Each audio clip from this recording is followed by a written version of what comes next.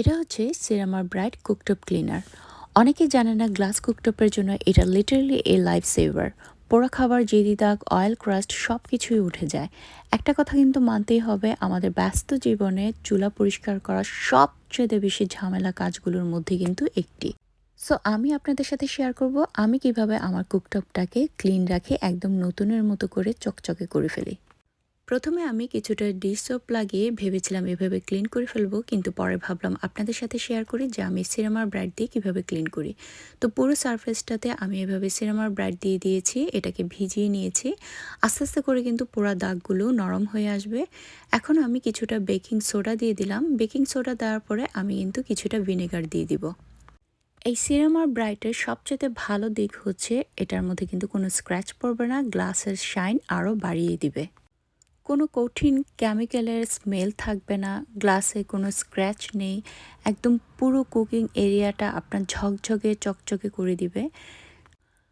আমার হাতে যে জিনিসটা দেখতে পাচ্ছেন এটার নাম হচ্ছে রাজর ব্লেড স্ক্রাপার। এটা দিয়ে আমি আস্তে আস্তে করে ঘষে ঘষে যে কঠিন দাগগুলো বা ময়লাগুলো ছিল সেটাকে কিন্তু আমি তুলে ফেলবো। দেখতেই পাচ্ছেন আমি কিন্তু খুব আলতো হাতে কাজটা করেছি, আর ময়লাগুলো দেখতে পাচ্ছেন একদম চলে এসেছে এটা দিয়ে ঘষা দেওয়ার পরে।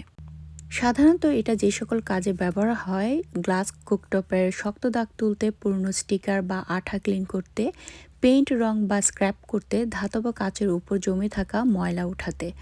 খুবই আলতো হাতে কাজটা করতে হবে, তা না হলে কিন্তু আপনার কুকটপ নষ্ট হয়ে যেতে পারে, এটা শাইন কিন্তু নষ্ট হয়ে যেতে পারে। আপনাদের কুকটপ যদি এমন হয়ে থাকে, just try this, trust me, এটা খুবই খুবই খুবই ভালো। এই যে আমি আপনাদেরকে দেখিয়ে দিচ্ছি, টিস্যুটা দেখতে পাচ্ছেন অনেকগুলো ময়লা জমে গিয়েছে। তো এইভাবে আপনারা বাসায় ট্রাই করে দেখবেন, আপনাদের কুকটপটা একদম নতুনের মতো হয়ে যাবে।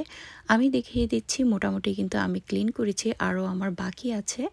তো মাঝখান থেকে আপনাদেরকে দেখিয়ে দিলাম, এই পাশটা কিন্তু খুব ভালো করে ক্লিন করা হয়ে গিয়েছে। আপনাদের কাছে যদি আমার ভিডিওটি হেল্পফুল হয়ে থাকে তাহলে অবশ্যই শেয়ার করে অন্যদেরকে জানিয়ে দিবেন। কেমন লাগলো অবশ্যই আমাকে জানাবেন।